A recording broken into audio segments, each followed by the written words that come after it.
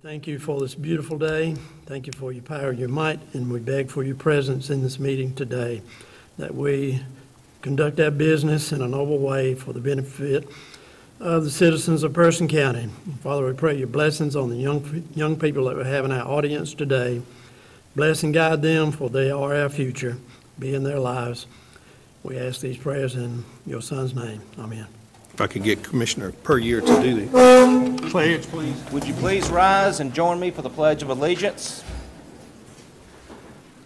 I pledge of allegiance to the flag of the United States of America and to the republic for which it stands, one nation, under God, indivisible, with liberty and justice for all.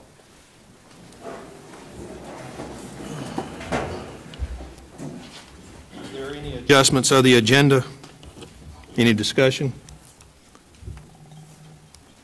Hearing none, I'd entertain a motion to approve the agenda as written. So moved. All right, we got a motion to approve it. Any further discussion? All in favor, please indicate by saying aye. Aye. All opposed? Ayes have it. I'd like to thank the schools for coming in today and supporting Local Government Day. You'll see a process going on today that I've been a part of for almost 4 years now. My term will be up in December. I've really enjoyed this. When I was sitting in your position back there, I never thought I'd be sitting in this position up here. But as you grow and as you start looking around your community, you'll see that there are needs and things that need to be done, things that you want to get done. And it's been a really good process for me to see how the counties run, how finances are done, and how the whole process has worked and how it works for the people. I know there's a lot of times when people don't agree with the decisions that we make up here, but I think for the most part, when we're setting up here, we're getting input from citizens, from students, from different people around the area, and we're making the best and most informed decision that we can, hoping that we're going to affect all of the people that we're working for. And so thank you guys for coming. I hope you enjoy this process. Again, I'm Tracy Kendrick. I'm chair of the board, and I'd like to let the other folks around here recognize themselves. So coming to my left is Commissioner Powell. Thank you, Mr. Chairman. Thank you, young folks, for being here. When I was your age, I never thought I'd live long enough to be here today. So. But that being said, I would encourage you young people to get involved in your community. Be involved with what's going on. Get involved with your class as far as officers. Be involved with your church if that's where it's at that you can serve. But become a part of your community because, as I said previously, you are our future. We're going to depend on you to carry on business here in our county and in our state and nation. So again, thank you for being here. Glad to see you in attendance today. All right, Mr. Puryear.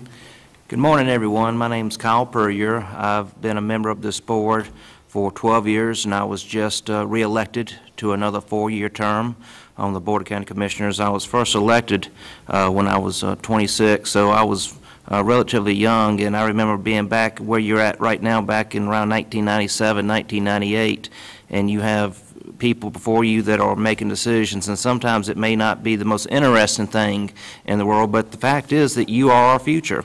And when we start aging out, it's going to be your turn to step up, so make sure that you are involved with your community, and we have many boards in the county, and hope that in the future that you would be willing to serve on that. You'd be surprised.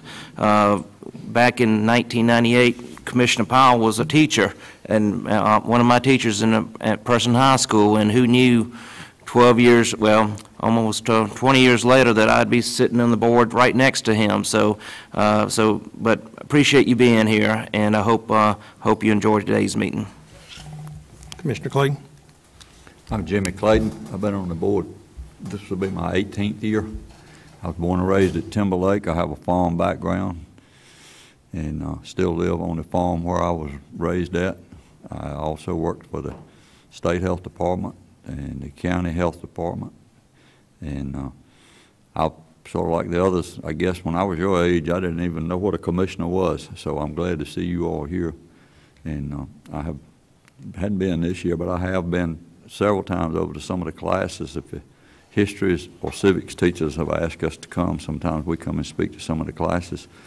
And remember that you hear all of the national and state stuff that's going on, but the local is where a lot of it actually happens at. You know, your sheriff's department has to be funded, your health department has to be funded, and as Commissioner Kendrick said, it's a real learning experience. Even though I worked for the state and the county, when I got to be a commissioner, I saw a whole different side of how the whole thing operates. So stay informed, and you know, maybe one day down the road you'll be like two of the other young commissioners up here. You'll be interested in taking over for us. Commissioner Jeffers. Well, I can remember your age a lot better than they can because I'm a little closer to it.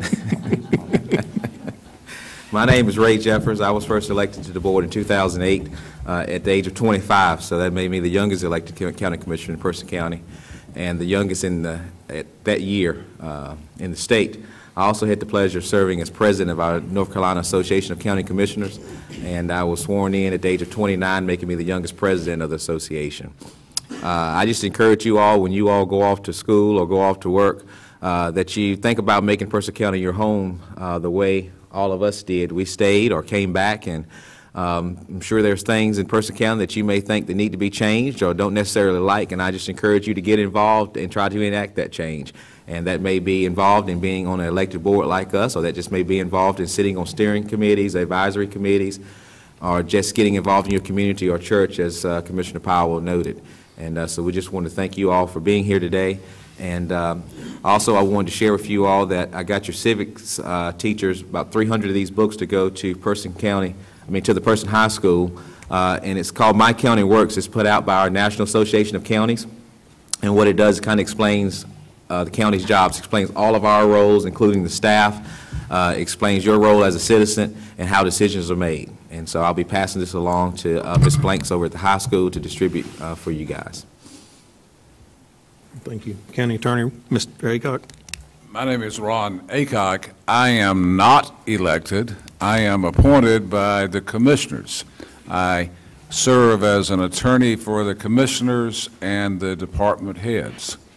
I am not the kind of attorney you see on TV, where you're in court and making arguments. Occasionally I go in court, but what my job here is to make sure that all of the things that the board considers, the county departments considered, are legal and proper. Usually they are, occasionally they need my advice. Assistant County Manager, Ms. Tate. Hi, I'm Assistant County Manager. I serve the County Manager, Heidi York, and carry out her requests, and as she gets requests from the board, help her with those. Oversee 9 departments, and thank you all for being here this morning, and I hope you find the meeting interesting and enjoyable. Madam Clerk. Good morning and welcome to our meeting today. Thank you all for being here. My name is Glenda Riggs and I serve in the dual capacity. I am also appointed by the Board of County Commissioners.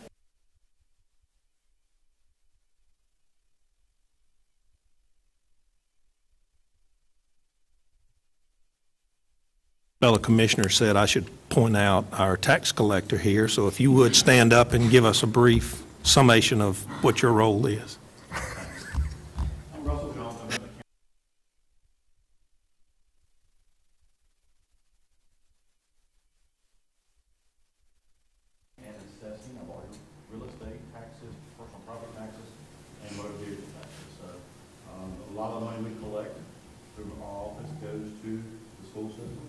About half the money comes through our doors into supporting the schools. So very important role, especially if you want to fund education. Ms. York. Sure. Good morning. I'm Heidi York. I am not elected. I get to be appointed by them and work at the pleasure of the board. So they are making the policy decisions, and my job is to implement the policy. decisions that they make. We have about 25 department heads, and between myself and the assistant manager, we help oversee the day-to-day operations of county government. When I was in high school, I did an internship one summer working in a county executive's office, and I didn't realize it, but I think that's kind of where my interest in serving as a local government leader stemmed from, and I knew that I didn't want to run for election. So this is a really rewarding role to make a difference in your community. And with the vast services that we provide here in Person County, we have lots of employment opportunities in a variety of different areas. So it's a great place to work. We hope that you'll join us one day in the future. Okay. Well, Amy with finance, come on, stand up and.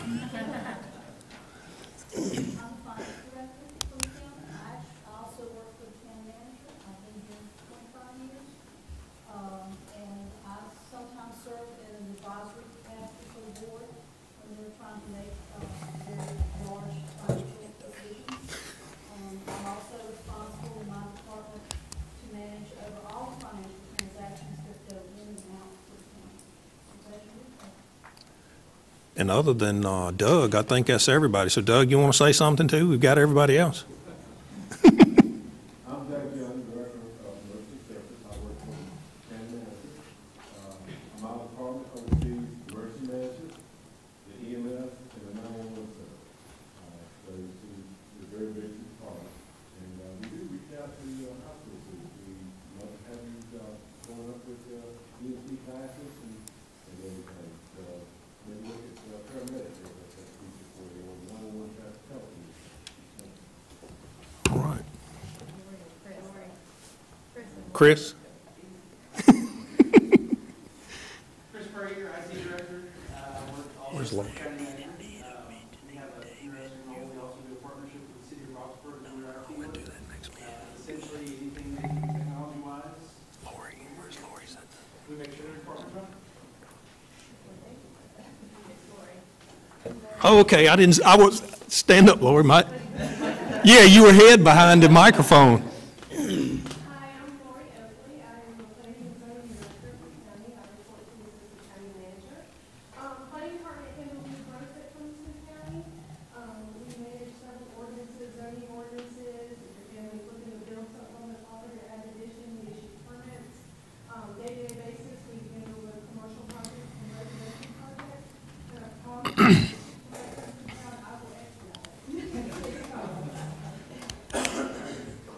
All right. Thank you all for. Hey, thank y'all all for doing that. You got to see quite a few department heads and things that are going on within our county government. Next on the agenda, we have our public comment period, and in keeping with our standing rules, David Forsyth, if you'll come to the podium, state your name and address, and since you're the only guy, you get 10 minutes. I'll take 10 minutes now. Good morning. Morning. Good morning. My name's David Forsyth. I'm the Director of Person County Group Homes. I think all of you know me. We have 70 people in residential services. We have 50 people in day services. We have an issue that's occurring within our system. Our name is Person County Group Homes, but we're not run by our health insurance is an issue that we're having. Last year it went up 29,000. Year before that it went up 50,000. This year's increase was supposed to have been 200,000, but we changed carriers. It only went up $161,000. Now that's not what it went to, that's what it increased by. So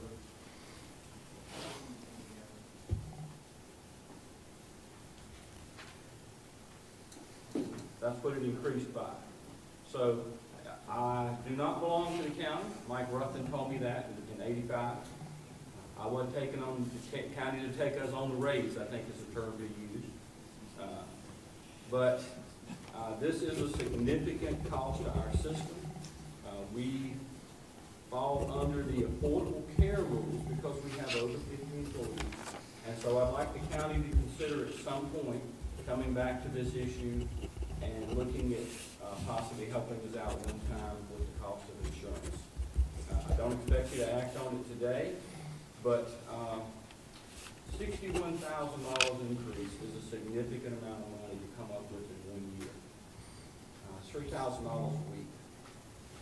You can't pick up that many bottles, you can't recycle enough aluminum and scrap metal to make up for something like that.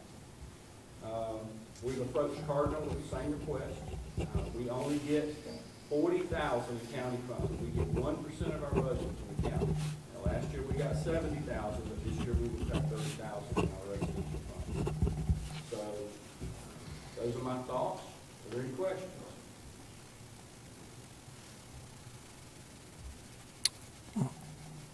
Thank you, Mr. Forsyth.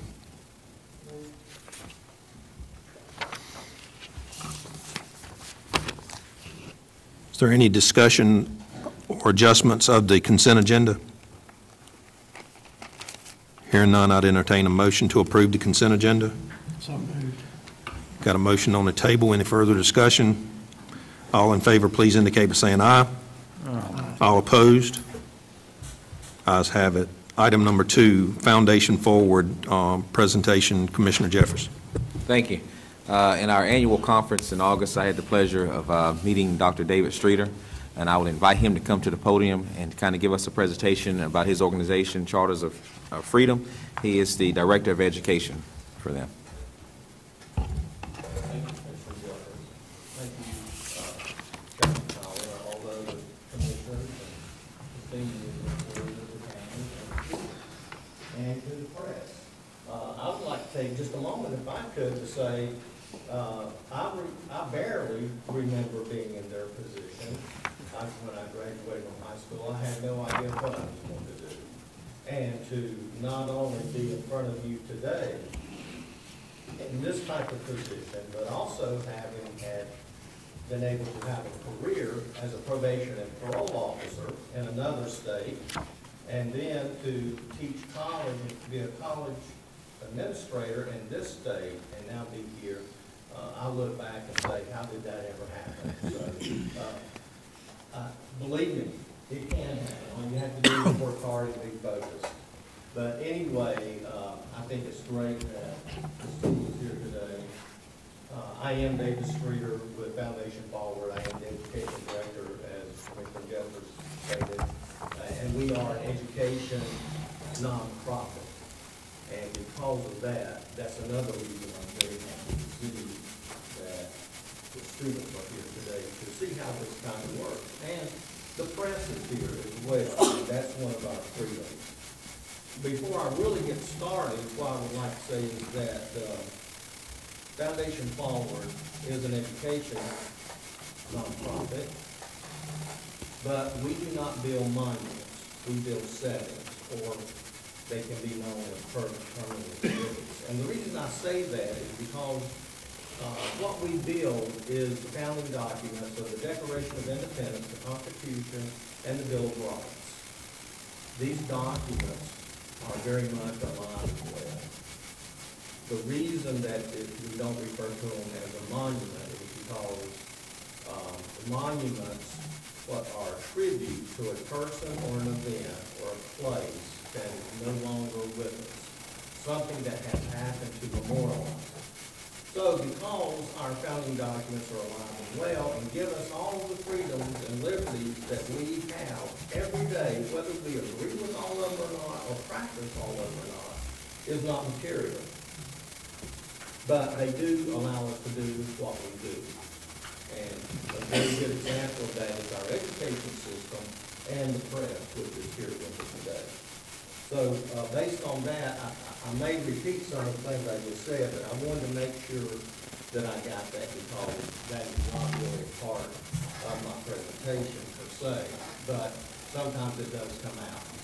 As you'll see there, Ron Wilson's name is also mentioned. Ron is not with me today. He has been traveling with Foundation Forward and just getting back into town, so I'm flying solo. Like I said, we are a 501c3 nonprofit organization where works over words. And what I mean by that is a lot of times people will say something to the effect of, why don't you do something? Well, this is the something that we are doing. By coming into communities and building the replicas like you see in Washington, D.C. So we are all about very easy and high access. We are education, and we're committed to the community. So, again, Foundation Forward is a nonprofit.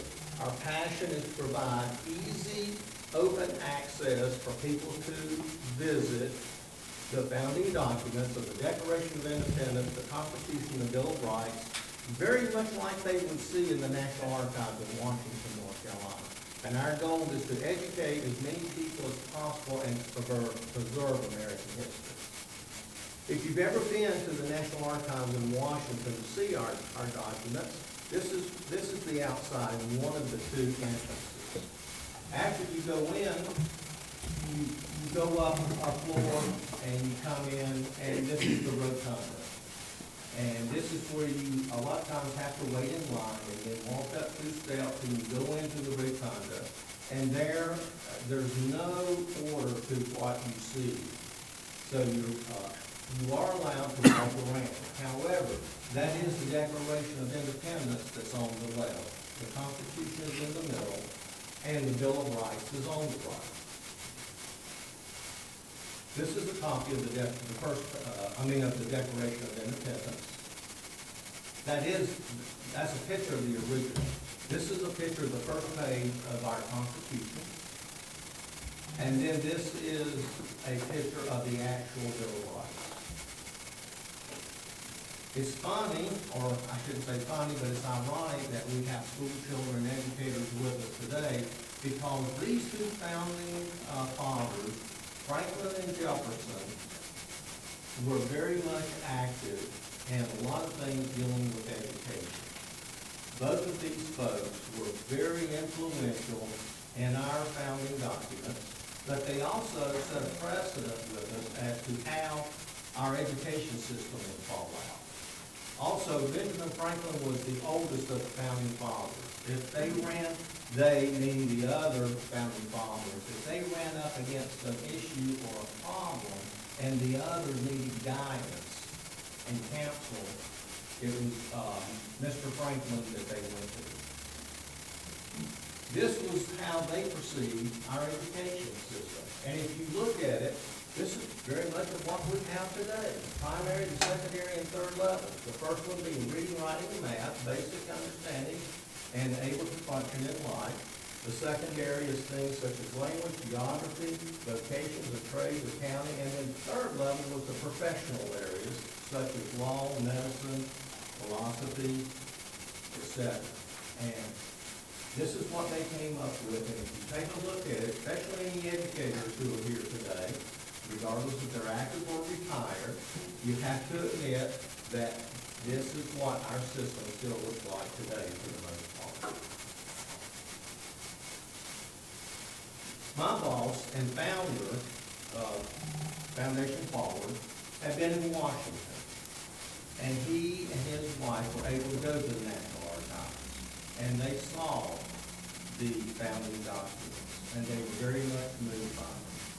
Sometime later, they were at National Day of Prayer back in the summer of 2012 at the old historic courthouse in Morganton, North Carolina, which is Burke County, in the foothills.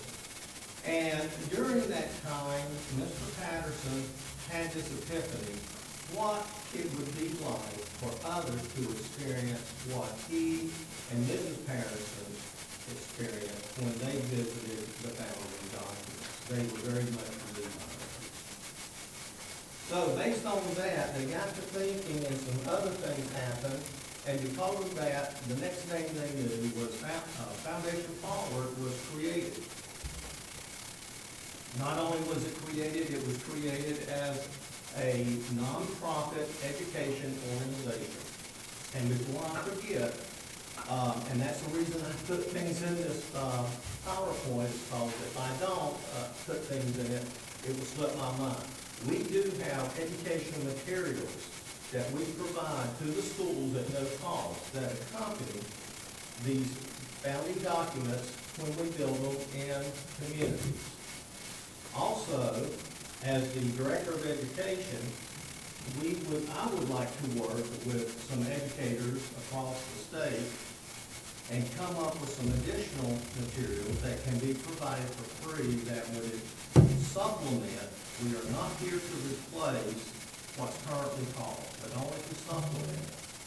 But we would like to come up with some additional materials, especially aimed toward middle schoolers and high schoolers, because the high school materials could also be used especially in the freshman and sophomore years in college.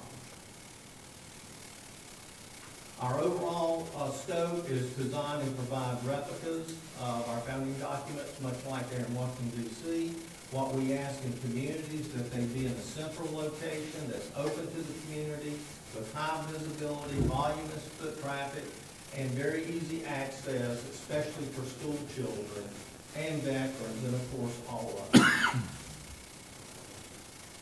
So when we go in, we start looking at building a setting, we like to place them in the same order, and we do place them in the same order as they are in Washington, D.C.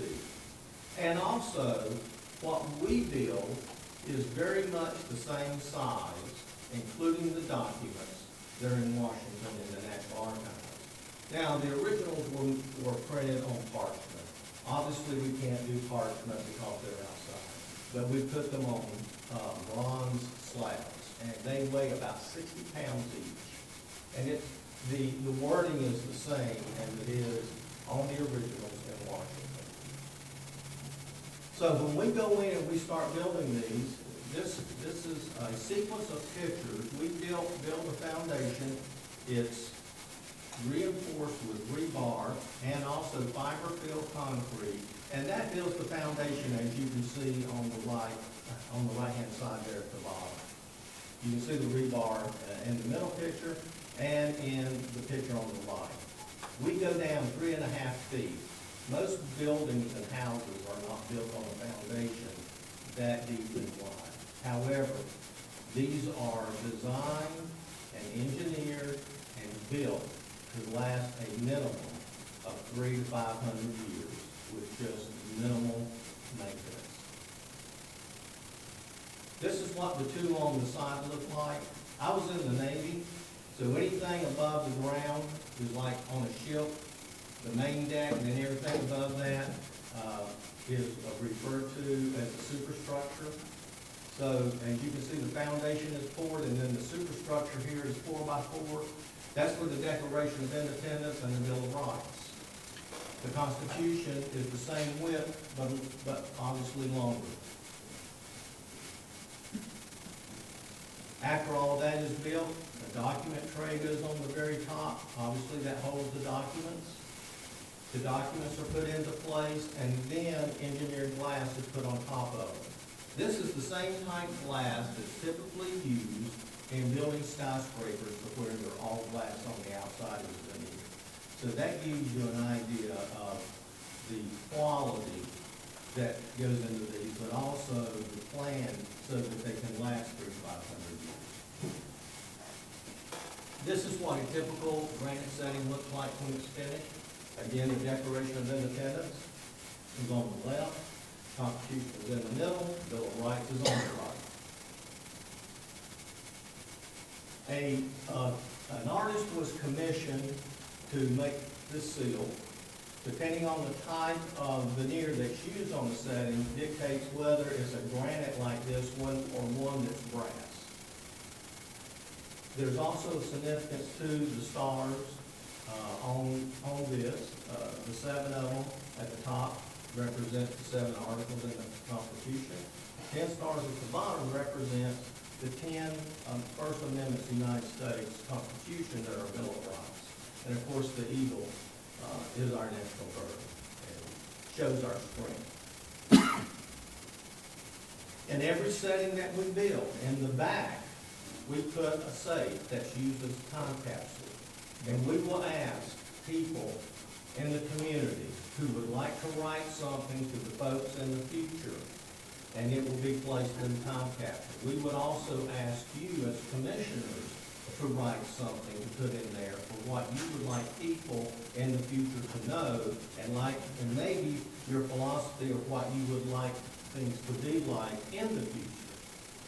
You don't have to do that. That's just kind of some guidelines that we give people. Also, we generally ask the superintendent of the schools to write a letter about the same thing. There are pictures that are put in there. Usually we'll put a copy of the newspaper on dedication day when this is built. We have a ceremony. That goes in there. And then it will be open on the first time in 2087. I'll try to make it that day and come up and be here when that's open, if you will. Also. Be 104.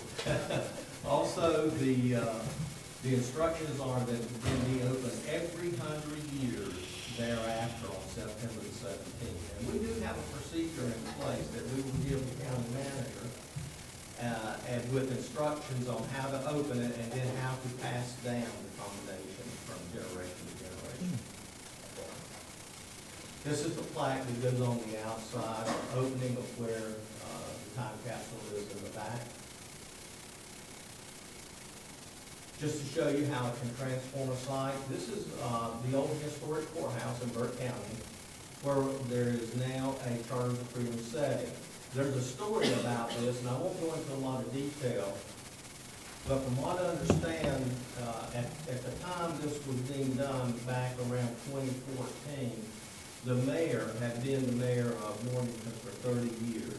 He personally had planted that tree and decorated it every Christmas, or every holiday season before Christmas. And it was assumed that there would be a big ordeal to remove that tree, to put the Charters of Freedom in. But ironically, he was the first one to say, well, the tree has to go for us to do this. I want you to take a quick note. I want to go to the next slide. That's what it looks like now. Another tree was planted in the mayor's honor elsewhere on the property. But you see the two flagpoles in the back? Those were there to start with. You just couldn't see them on their back. You can barely see one of the flagpoles that's on the right-hand side. And again, that's what it looks like today.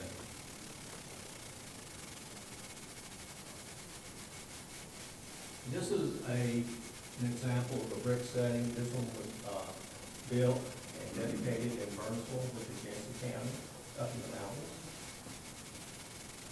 This is a granite setting. This is an Asheville right off of Pack Square. If anybody's familiar with that, downtown Asheville. This is a limestone setting. This was built in Kokomo, Indiana. So that's the three settings, or the three veneers that we typically build in our settings. This is a typical dedication. That's Vance Patterson on the right. He is our founder and father and does 98, 99% of our financing. As you can see, this was a nice summer day. This was the dedication a couple of years before in Morganton, and you can see it was a nice summer day there. You can see the Patterson Band, which was built by which is the company owned and operated by our founder and president and CEO. Of course, it was hot, so that we brought one of his band to be used. But things don't always turn out as planned. This was a dedication that was done when it was very overcast and rainy, but as the old saying goes, the show must go on. And again, there were like over 200 people there on this rainy day. This is a concept of what was visioned as far as the founding documents and foundation fallen are concerned. Here's a teacher with students talking about our history. And of course, the picture that was used is the old historic courthouse in Morganton. This is what we're aiming for. If you'll notice the expression on this young person's face, looking at the Constitution, how enthralled he is with that. This is an occasion where Benjamin Franklin went with me up to Franklin, North Carolina, to the brick setting that was built and dedicated there. Actually, that's Ron Lewis in the middle, who usually travels. We usually travel together. Like I said, he's been doing other things, and I'm flying solo today. This is another example of experiential learning with the teacher in the middle and the students listening to the lesson. There are approximately 3,143 counties, parishes, districts, boroughs, boundaries, other incorporated designated areas of the United States, and our goal is to place as many settings in every one of those counties in the next 10 years or so that's possible. And that's another reason that I'm here today. So, I've been asked before, what can you use it for? Well, these are just some ideas that I've heard people mention, so I thought I would include them. I won't read all of them, but field trips for students, obviously, is one of the big things that we strive for. Guard and reserve deployment ceremonies, and also when they come home. The general public could use it, such as family and individual pictures, ceremony awards for like the county or the city or other entities who may want to use it. Scouting could use it for their events. Also, civic organizations such as, but not limited to, GFW, Alliance, Civitan, Rotary, and churches, whoever else, use your imagination. That's pretty much all of my presentation. Funding is in place. What we need to do, if you're interested in doing this, is to pick a site location. Again, it's an education type of project. We like it to be open and community-oriented, 24/7, with easy access and available parking, or at least to where students can easily be dropped off and picked up for field trips. And I'm at your disposal. So I'm open to any questions or comments, concerns. David, could you explain to the commissioners, as you explained to me, about the difference costs in the veneers, the different veneers? Yes. We gilt the basic brick setting. In addition to that, we can also build them with limestone and granite. Limestone is somewhere in the area of right around 45,000. Granite's up around 70 or 75,000. Well, all that we ask is that if an entity would like something other than brick, that they pay the difference between the brick and whatever that other veneer is. So the funding, the basic funding that would even go into limestone or granite is only after what we provide cost-wise that we build the brick. What we do ask, regardless of which veneer is used, is community support.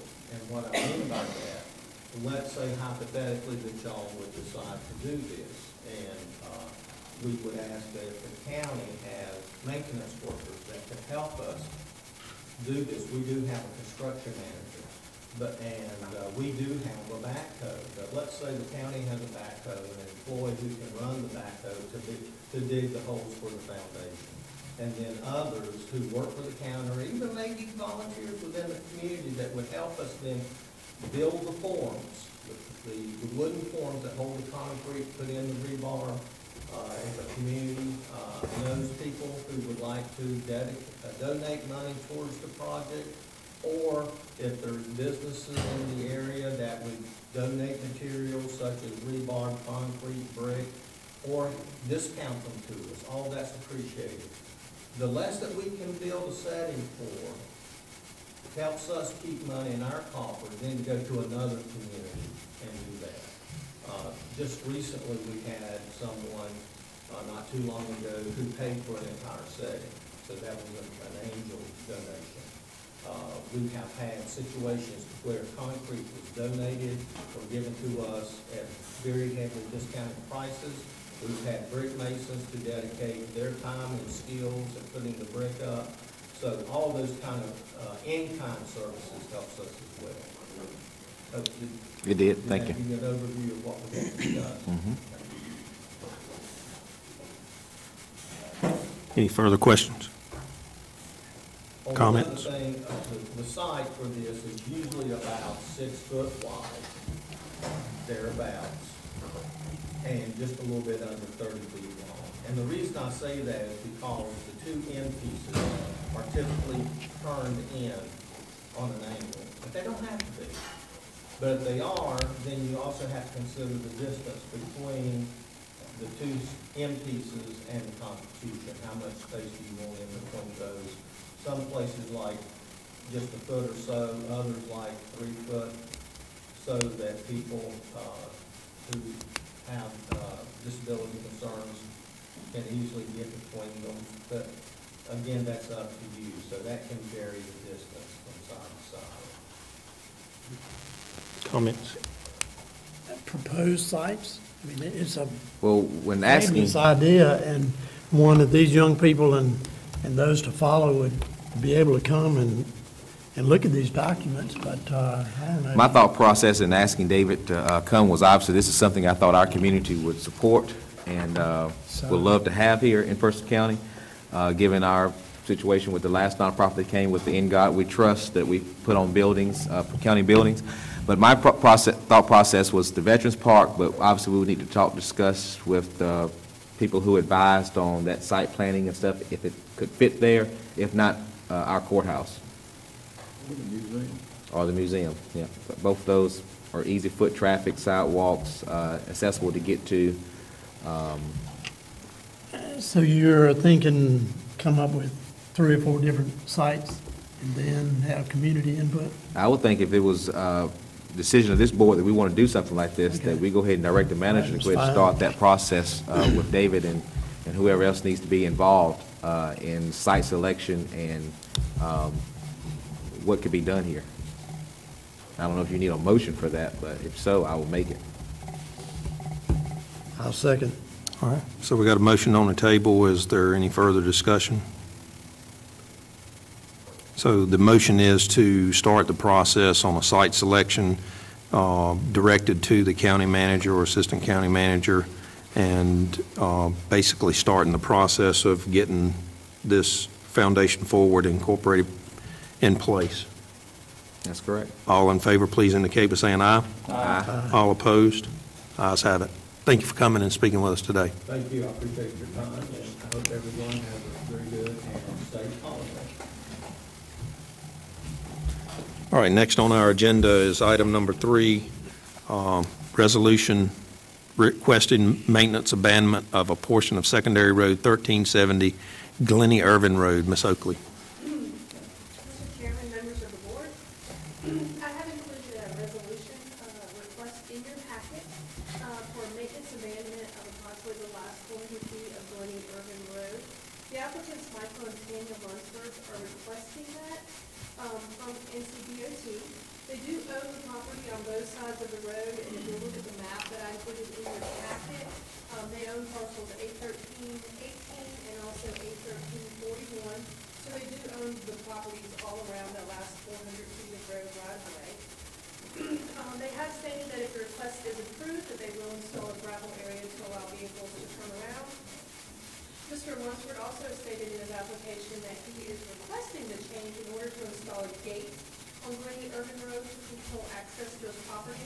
The property has basically been abandoned for the past 4 years, and folks have pretty much come and gone as they please. I think they've extensively fished out his pond. He's placed no trespassing signs. They've had little effect. And NCDOT has informed him that in order to proceed with this, he must include a resolution from the county with his application indicating the desire to abandon the maintenance of the right-of-way. And again, this wouldn't be abandoning the right-of-way, it would be just abandoning NCDOT's maintenance of the right-of-way. So the right-of-way would still exist. That resolution would be included along with his application and NCDOT's recommendation. It would go on to the North Carolina State Board of Transportation where they would ultimately make the decision. If you have any questions of me at this time, I'll be happy to answer them. Also, Mr. Mike Lunsford is here also to answer any questions. Is there any problem with, I heard you say that he owned the properties 813-18 and 813-41. Is there an issue, I see the road continues down, with access to a property further past his property? Okay, so there would be, if I continue to look towards the bottom of your map here, the properties that are, I'm assuming, are southern from this have access points that can be Yes. any properties? 81318 basically wraps all the way around. So where you see that road continuing on, that's actually all part of 81318. It's not a large parcel. I can't remember how many acres. That's his too. Yes. Okay. And I did say approximately 400 feet because DOT would want to go out to the site and assess to make sure that 813-159 has enough room, obviously, to maneuver coming in and out of their driveway and backing up.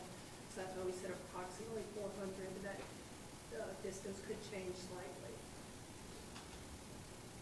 No problem with emergency access to his residence?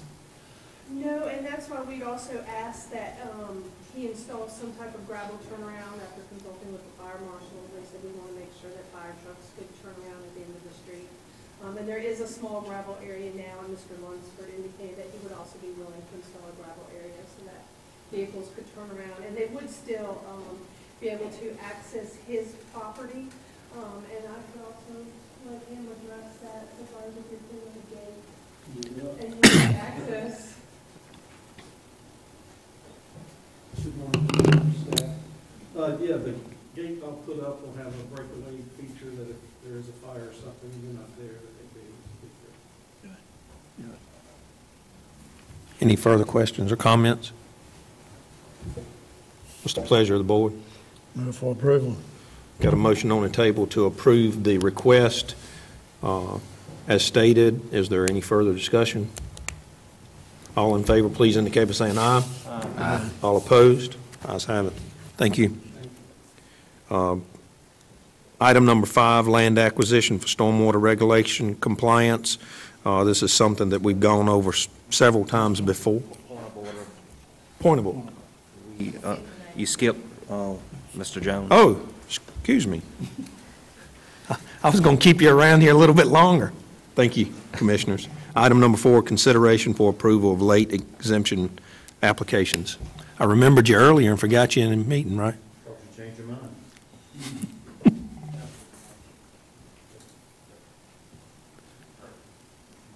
Chris's request.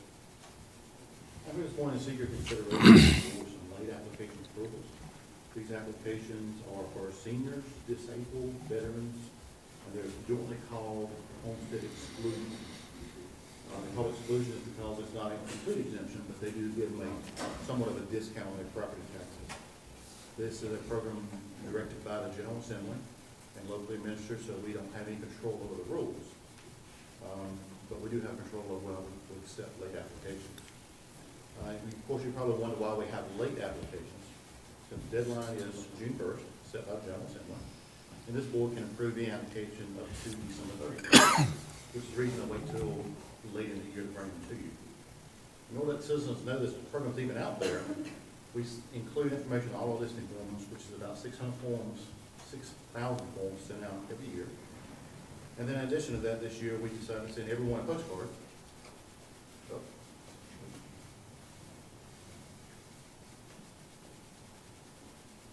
is that better? Trying, okay. Can we continue or wait? Yes. This year, we sent out some postcards to everybody. So people who didn't get a listing form actually got a postcard reminding them about the program and the deadline. We sent out 10,635 of these. And then we also put in the newspaper twice, and we developed some brochures and handed out 500 copies of that. So by doing all that, we actually did get an increase in applications we received. We had 51 applications this year, which is about a 7% increase in the people who applied for a program. Also indicates we have an aging population, because most of the people have to be elderly or disabled to receive credit here. They are required to provide a letter saying why they're late. And even with all the efforts, 4 of them still said that they were late because they didn't know about the benefit or didn't know the deadline. So since these applications would have been approved by my office if they've been received before June 1st, I'd ask commissioners to consider approving these for this year. I did give you a spreadsheet that shows you the financial impact for the citizen, and the total cost to the county would be $2,642. And this would affect their 2018 taxes if approved. Any questions for Russell? Move for approval. got a motion on the table to approve. Any further discussion? Hearing none, all in favor, please indicate by saying aye. Aye. All opposed? Thank you. Thank you, Russell. Now, item number 5, land acquisition for stormwater regulation compliance. And again, this is something that we've discussed in the past, just trying to make sure that we dot the i's and cross the t's. Ms. York. Commissioners, we are trying to bring one of our own county properties into compliance with the stormwater regulations that are imposed upon us. We have exceeded the impervious surface limit for the stormwater regs in the Stories Creek watershed. This is for your animal services and general services ground maintenance buildings. And we have exceeded the 24% impervious limit there. While you can normally implement BMPs or a stormwater management system to help offset this, that particular property doesn't have the capacity to install such. So it was recommended to us by our engineering firm that we purchase an additional 2 acres of land to help bring that property into compliance. So we reached an agreement with private landowners to purchase 2.07 acres, and we negotiated a $10,000 per acre price. This is just adjacent to the animal services building, and including survey work that was done and then the legal services for the deed, we are asking for $24,846.24 to purchase these additional 2 acres and bring this land into compliance. So I'm asking you to allow me to sign a settlement statement, which is in your packet, for the 2.07 acres, and to also appropriate contingency funds in the amount that I have stated. Are there questions we can answer for you? I'd just like to point out to the students that are here that you heard County Manager York discussing that even when the county or state entity puts together some type of plan, especially with this stormwater regulation, that we have to comply with these things also. We don't put plans into place that just affect you as citizens. It also affects the county. And so this is why we're at the point we are. We could not negate our obligations for stormwater regulations, so we have to comply with these also. Any questions or comments? So in layman's terms, we were breaking our own rules, and so we have to do this to come in compliance with our rules that we set. That's right. After a paving project, we exceeded the impervious surface limits. I needed to clarify that the contingency funds I'm asking you to appropriate, we're going to appropriate in the general services budget to pay this cost out of there.